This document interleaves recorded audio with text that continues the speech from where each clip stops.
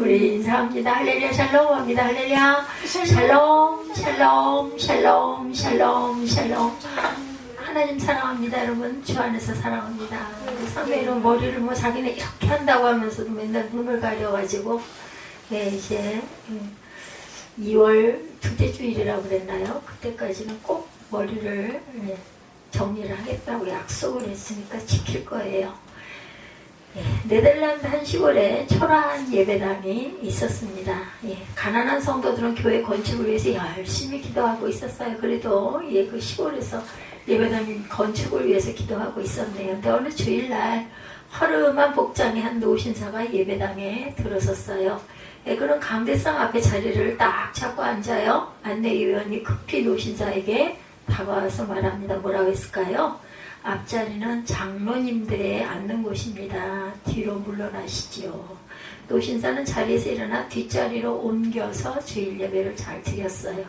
예배가 끝난 후에 노신사는 정복을 한 정장의 정장을 한 그런 사람들의 호의를 받으면서 돌아갔다고 합니다. 그때 목사가 호위병 한 명을 붙들고 저분이 누구십니까? 라고 물어봤더니 정중하게 대답합니다. 스웨덴의 아스키비 왕이십니다. 임금께서 이 교회 건축 헌금을 하시겠다고 하셔서 찾아온 것입니다. 무슨 말씀이 없으셨습니까? 아니요. 이렇게 시골교회는 교회 건축의 기회를 놓치고 말았다고 그래요. 우리는 외모로 사람을 판단하는 경우, 요즘에도 보면 어느 단체 같은 데 가보면은 아까도 잠깐 우리가 틈날 때 그런 얘기를 했지만 이런 부분이 아직도 있더라고요. 보면 그죠. 좋은 명품 백 이런 것들 다 입고 과시하고 이미 옛날 옛적에 졸업한 부분인데도 그걸 아주 당당하게 그렇게 그 행세를 하는 사람들이 있어요. 잠언 22장 6절 말씀입니다. 마땅히 행할 길을 아이에게 가르치라. 그리하면 늙어도 그것을 떠나지 아니하리라. 오늘 본문이죠. 참 너무나 잘하시는 말씀을 찬양 많이 하죠. 내가 산을 향하여 눈을 들리라. 나의 도움이 어디서 올까? 그 도움은 어디서 와요? 천지를 지으신 야훼께서로다. 이렇게 말씀하고 있어요. 우리는 천국을 향해 끊임없이 걸어가는 인생의 순례자들이죠. 시편 121편에서 15편의 순례시 중에 가장 잘 알려진 시편 121편입니다. 크고 작은 산을 기준 삼아 해와 달의 도움으로 그늘 아래 길을 가는 고달픈 순례자의 모습이 선명하게 드러나죠. 나의 도움은 천지를 지으신 야훼께서로다. 야훼께서 너를 실족하지 아니하게 하시며 너를 지키시는 이가 어때요? 졸지 아니하신다. 졸으실 리가 있겠어요, 그죠? 불꽃 같은 눈동자로 세상을 감찰하고 계시는 영이신 하나님이십니다. 크고 작은 산을 기준 삼고 해와 달의 도움으로 그늘 아래로 길을 가는 고달픈 순례자의 모습, 여러분들 상상이 되시죠? 선명하게 그 모습이 이 찬양을 부르면 특히 아주 떠올라요. 그렇죠? 저는 참 그 찬양을 하면서 그런 생각을 많이 합니다. 성경을 많이 못 읽으니 찬양을 되게 열심히 틀어놓고 귀로라도 열심히 듣자 이렇게 생각을 합니다. 또한 하나님은 산처럼 우람하시고 또한 젖먹이를 돌보시는 어머니처럼 자애를 보시죠. 그리고 졸지도 주무시지도. 우리 아이들 기를 때 밤에 단잠 깊이 못 잤어요. 그죠? 그리고 조금 잘만 하면 신생아일수록 더 그러죠. 조금 잘만 하니 하고 물어가지고 엄마 참 많이 자야 할 텐데 잠을 방해했던 그런 자녀들. 근데 그것을 돌보시는 하나님과 시인이 나누는 은혜로운 교감이 아주 잘 표현되어 있는 그런 시예요. 우리는 성전에 올라가는 노래다 이렇게 돼 있고, 이 성전에 올라가는 노래가 한 15편 정도가 쭉 해서 이어져 있어요. 보면은 그래서 윗부분에 보면 성전에 올라가는 노래라고 계속해서 나오죠. 20편, 21편, 29주, 132편 한번 쭉 넘겨보시면은 성전에 올라가는 노래 130 134편, 135편까지 이렇게 나와 있는 것 같아요. 그래서 15편이다 이렇게 얘기하고 있습니다. 또한 부모님은 성도로 자녀들이 시편의 저자처럼 언제나 하나님을 의지하고 그리고 하나님과 같은 교제, 깊은 교제 그리고 만남 속에 살도록 우리가 열심히 기도하고 양육하고 이끌고 갑니다. 근데 요즘에 아이들은 자칫 잘못하면 또 그것으로 인해서 반발을 하는 경우가 많기 때문에 잘해야 돼요. 졸지도 주무시지도 않고 돌보시는 하나님과 시인이 나누는 은혜로운 교감, 이 교감처럼 우리가 자녀들을 이렇게 양육하고 가야 한다. 순례길을 가는 중에 이처럼 하나님과 깊은 만남과 교감을 나눌 수 있는 사람, 정말 복 있는 사람이죠. 임마누엘이 하나님을 만나 함께 걷는 것처럼 귀하고 그리고 행복하고 복되고 그리고 승리의 한 해가 되시기를 주님의 이름으로 축복합니다. 날짜가 어쩜 이렇게 빨리 가요? 그죠? 일주일이 정신없이 이제 부정을 또한 일주일을 앞에 두고 있습니다. 우리의 삶 속에 그리고 우리의 인생 가운데 하나님의 뜻이 아름답게 성취되기를 주님의 이름으로 축복합니다. 그러려면 첫 번째 하나님의 뜻을 우리가 알아야 한다. 시련의 보상입니다. 어떤 왕이 길에 큰 바위를 갖다 놓고 누가 이 바위를 치우나 하고 숨어서 엿보았다고 그래요. 많은 사람이 지나가면서 누가 그러겠어요, 그죠? 정부가 길을 왜 이렇게 놔두는 걸까 하고 큰 소리로 불평만 했을 뿐 아무도 이 바위를 길력으로 치워놓으려고 하는 사람은 없더랍니다. 마침내 어느 가난한 농부가 지나가다가 보고 바위를 길력 도랑으로 밀어놓았어요. 놀랍게도 바위가 있던 자리에 금이 가득 담긴 주머니에 흙이 묻어있는 것을 발견하게 됩니다. 이 농부가. 그런데 거기에 쪽지가 있더랍니다. 이것은 장애물인 바위를 치우는 사람에게 주는 왕의 선물입니다. 이렇게 적혀 있더래요. 이처럼 우리의 왕이신 하나님께서도 어떤 고난과 시련마다 축복을 감춰 놓으셨다. 제가 오늘 새벽에 예배한 내용과 이게 마음으로 기도한 내용과 똑같네요. 그 윤석열 탄핵 이 부분, 그 검사들의 신문 부분 과정, 너무나 실제 그 사람들이 중원 부원하는 것이 오히려 시인하는 결과가 됐다. 이런 이야기들을 제가 쭉 오늘처럼 또 뉴스를 열심히 들은 그 날이 없었던 것 같아요. 밤중부터 그걸 듣기 시작을 하다 깜빡 잠을 들었다가 깨가지고 새벽녘에 이런 뉴스를 보면서 그나마 정말 다행이다. 앞으로는 이렇게 시민 정신이 투철해서 잘못된 길, 구분길을 바로 교정할 수 있는 이런 복이 하나님이 우리를 인도하십니다. 이런 마음이 들고 오히려 고난이 유익이 되게 하옵소서 하고 저는 기도했습니다. 이 장애물을 통해서 하나님은 우리의 믿음을 시험해 보시고 우리의 관심을 어디로? 하나님께 향하게 하시고 영적인 보상을 받는 기회를 주신다라는 거. 주머니, 우리 눈이 번쩍 뜨이는 거죠. 사실은 영적인 축복이 더 큰 축복이죠. 그래서 이런 기회를 우리가 잊지 말고 놓치지 말고 잡기 바랍니다. 그리고 그런 생각도 들더라고요. 인생을 살아가면서 어떻게 좋은 일만 있을 수 있겠는가.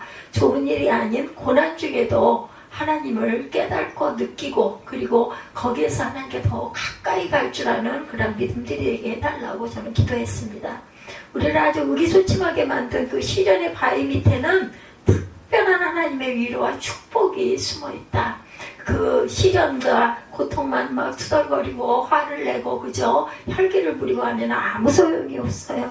우리 인생의 수고하고 무거운 짐을 하나님께 맡기면 얼마 안 돼서 하나님의 크신 은혜를 우리가 발견할 수가 있다는 거.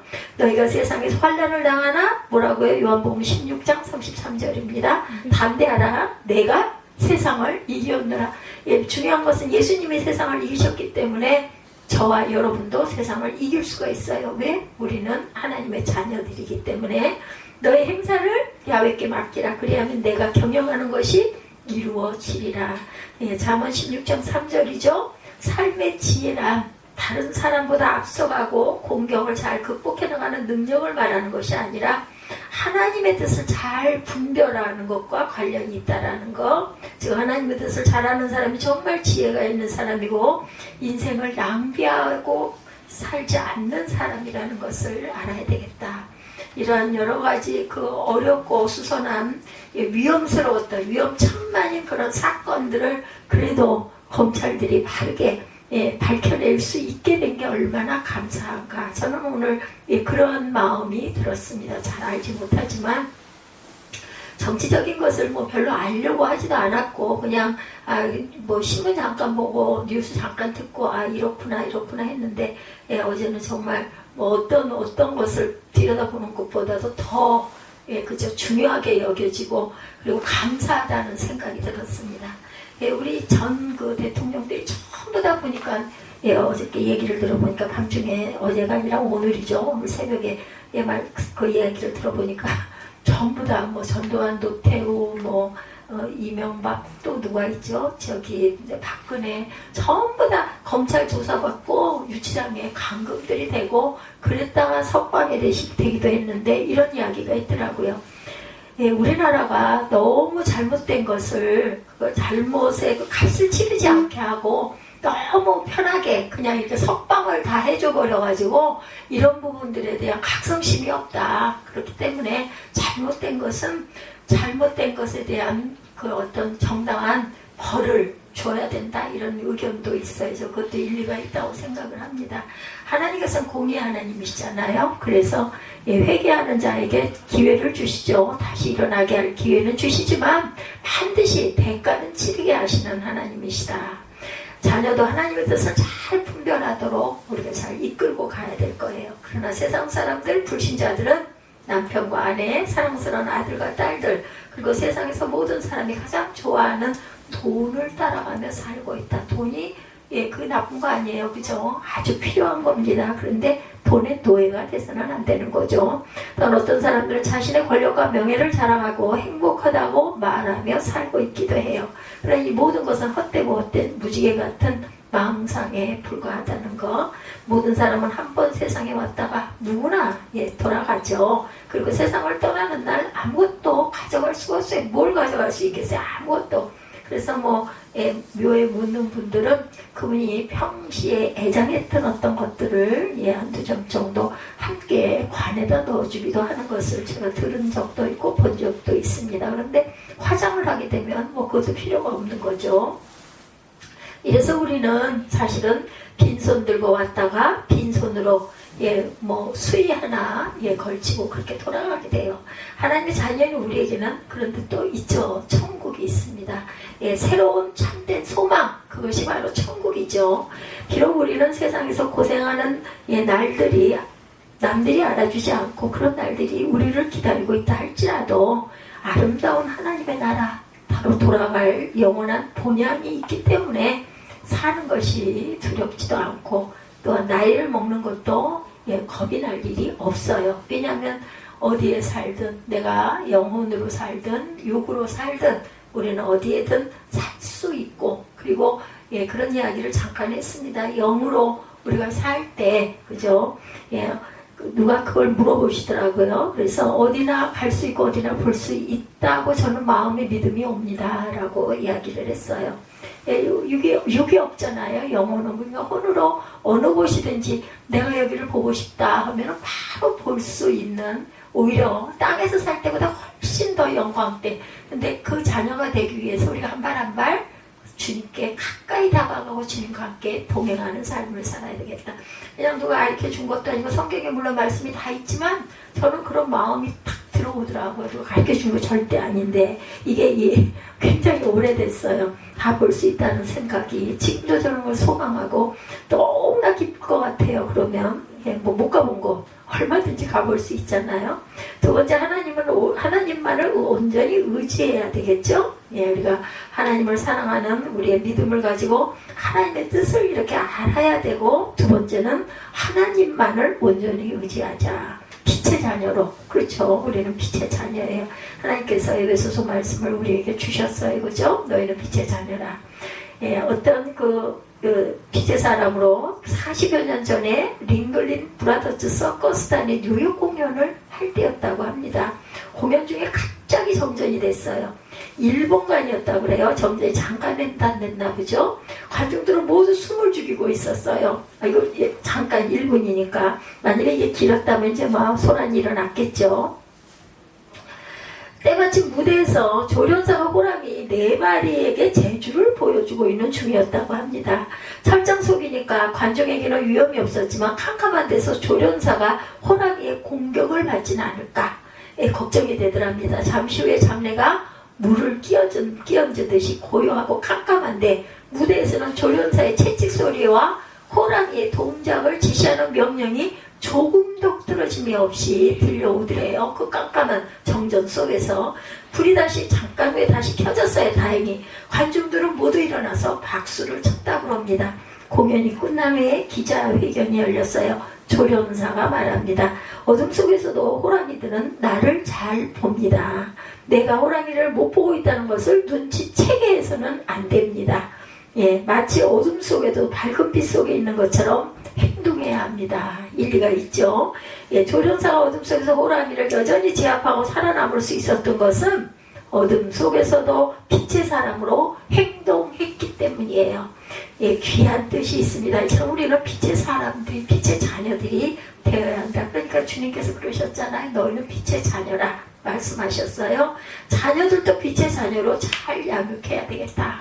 어두운 세상에서도 하나님의 밝은 빛 가운데 사는 빛의 자녀가 되도록 사랑하는 자녀들을 잘 양육하시기 바랍니다. 그리고 믿음의 부모가 되어야 한다. 또 배우자도 마찬가지예요.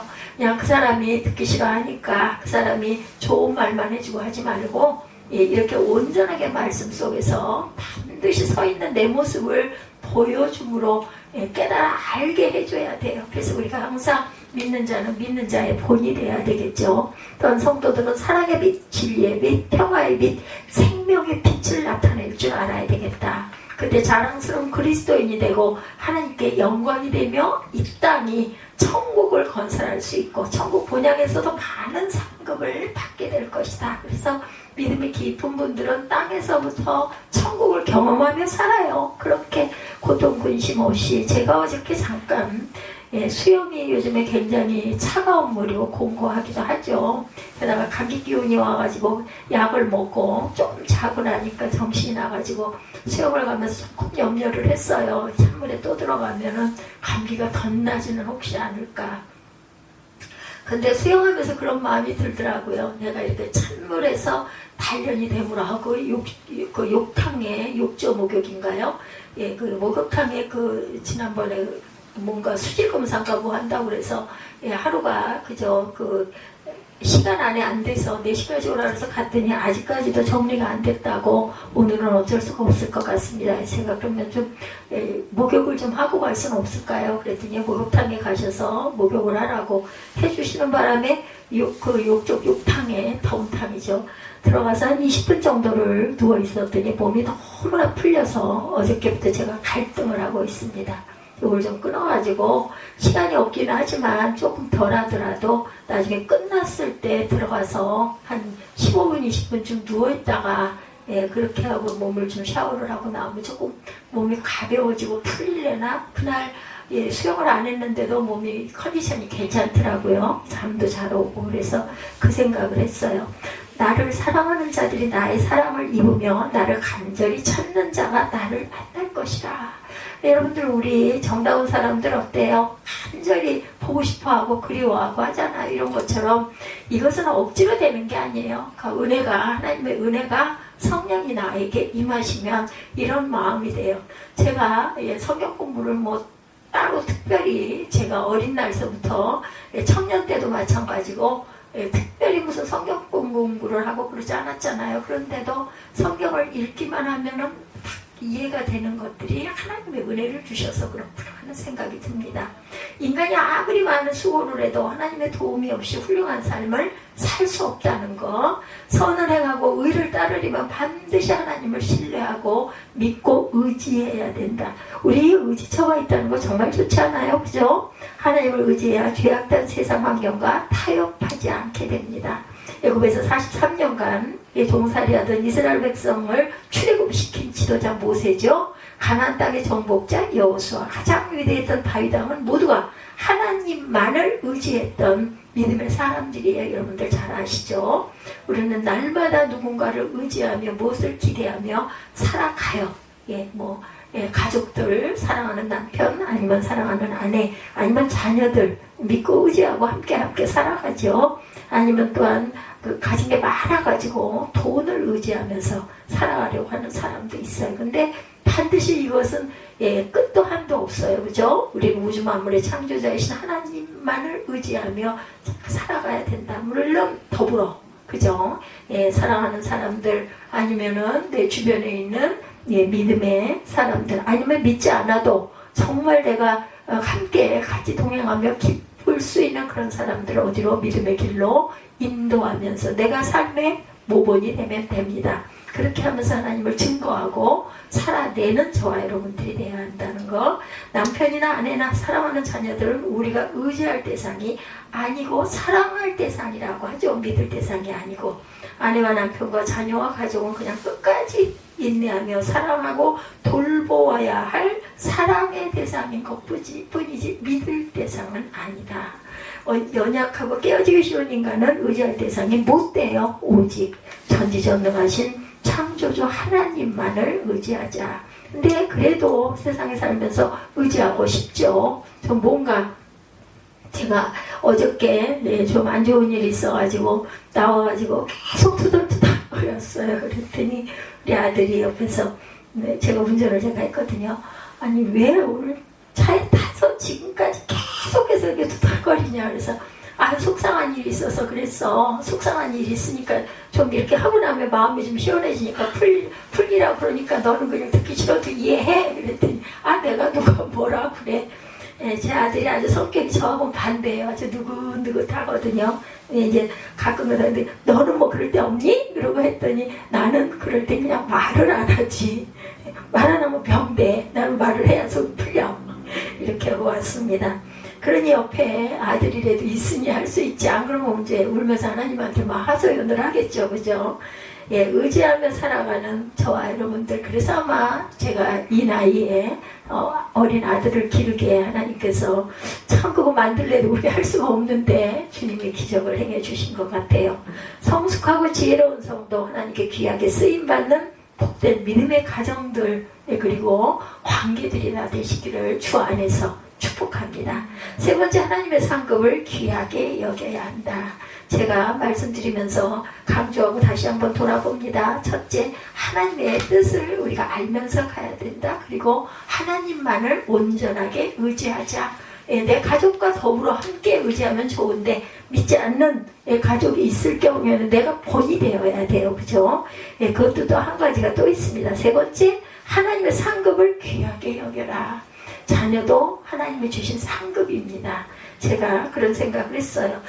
하나님, 저는 우리 다 그렇죠. 처음에 하나님의 막 정말 저는 체험한 신앙이거든요. 하나님이 나를 뭐에 쓰시려고 지금 생각하면, 아니 하나님 나를 뭐에 쓰시려고 이렇게 교회를 이렇게 이끌고 가게 하고 성도도 많지도 않고 특별히 뭔가 내가 하는 것도 없는 것 같고 어딜 가도 항상 이렇게 뒷전에 처져 있는 삶을 살아가게 하시면서 무엇 때문에 나를 이렇게 세워놓으셨을까 하는 그런 의문, 물음표가 있었습니다. 그때 베란간에 마음에 떠오르는 생각이 제 위로였는지는 모르지만 이 말씀이 생각이 나더라고요. 하나님께서는 한 영혼을 천하보다도 귀하게 여기신다고 하셨으니 내가 한 사람만 변화를 시켜도 천국에 못 갈 사람 하나를 내가 붙들어서 완전하게 하나님의 귀한 자녀로 거듭나게 했다면, 그래서 그것을 위해서 또 제 믿음이 너무나 보잘것없고 연약하다 보니까 예배를 이렇게 계속해서 쉬지 않고 할 수 있게 이 환경을 만들어 주심으로 인해서 나 하나를 건지시려고 나를 이렇게 세워주셨고 자녀들을 주셨구나 하는 그런 감사죠. 누가 그렇게 해주겠어요. 세상 사람들이 막 유능하고 능력 있고 그죠? 발도 넓고 이런 사람을 보통 세상에서는 쓰려고 할 텐데 하나님께서는 뭔가 하나를 보셨겠죠? 하나님께 매달리는 기도나 믿음이나 뭐 찬양이나 이런 것을 통해서 하나님이 아마 보신 게 있으실 것 같아요. 저는 늘 생각이 꼬마 때 어렸을 때 그렇게 무조건 좋아했던 교회를 좋아했던 그걸 보시고 그 성전에 문지기로라도 네가 살아라 하고 이 성전을 주신 게 아닌가 이런 제 나름대로의 답을 찾았습니다. 구원의 약속처럼 상급의 약속도 어떤 아일랜드 출신의 청년이 신대륙인 미국에 건너가서 직업을 찾으려고 영국의 런던까지 왔다 그래요. 막상 오기는 왔는데 미국까지 갈 뱃삭이 없었대요. 그러니까는 영국의 어떤 청년이 직업을 찾기 위해서 아일랜드 출신의 청년이 미국에 건너가서 직업을 찾으려고 영국의 런던까지 미국을 가려고 영국까지 왔어. 아일랜드에서. 그죠? 근데 이제 거기서 미국 갈 뱃삭이 부족하더랍니다. 그는 생각도 못해서 배 선장을 직접 찾아가서 이 적극성도 이렇게 있어야 돼요. 나중에 꼭 갔겠다. 좀 도와달라. 내가 뱃삭이 없는데 미국을 꼭 가야 한다. 선장이 그 청년을 보니까 열의가 있더래요. 그래가지고 그냥 그래 타고 가라. 공짜로 배를 태워줍니다. 그래서 선장은 청년이 배에 무료로 타는 것을 허락합니다. 어렵게 배를 탄 청년은 선장의 은혜와 사랑이 너무 고마워서 첫날부터 배 구석구석을 청소하고 그리고 쓸고 닦고 선원들의 일을 열심히 도왔대요. 할 수 있는 한 최선을 다해서 일하는 청년의 모습을 그 선장은 말없이 지켜보더랍니다. 드디어 몇 달 만에 배가 뉴욕항에 도착을 했어요. 제가 또 비행기 타고 며칠 가면 되는데 뭐 그때는 배로 다니니까 몇 달이 걸렸겠죠. 다른 사람들은 모두 자기 짐을 챙겨서 바쁘게 나갔는데 청년은 선장을 찾아가서 감사의 인사를 하더랍니다. 그리고 이 배가 영국을 거쳐 다시 미국에 들어오는 날 반드시 뱃삭을 갖고 찾아오겠노라 이렇게 약속을 했대요. 너무 고마우니까 인사를 한 거죠. 그래서 선장은 청년을 태워준 것은 어디까지나 가족들을 위해 일자리를 찾는 청년에 대한 호의였다 이렇게 말을 했대요. 그리고 뉴욕까지 오는 동안 배 안에서 일한 대가라며 수고비를 청년에게 거꾸로 건네더랍니다. 이 얘기는 우리가 천국에서 하나님께 받은 상급에 대한 비슷한 그런 예화예요. 우리에겐 구원받을 만한 조건이 없었어요. 그죠? 그 청년도 마찬가지. 단지 우리는 아무런 값을 지불하지 않고 구원을 하나님께 선물로 받았죠.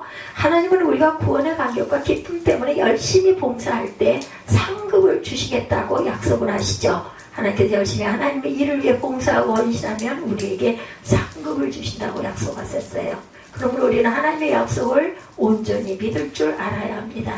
우리가 하나님의 약속의 말씀대로 구원자 예수를 믿어 구원을 받은 것처럼 행함대로 받는 상의 약속도 반드시 믿어야 된다. 뭐라고 말씀하세요? 계시록 22장 10절에 보면 내가 죽도록 충성하라 그리하면 내가 생명의 면류관을 너에게 주리라 말씀하시죠. 사람의 그 수고 또 성도의 수고에는 반드시 상급이 따르게 마련이다.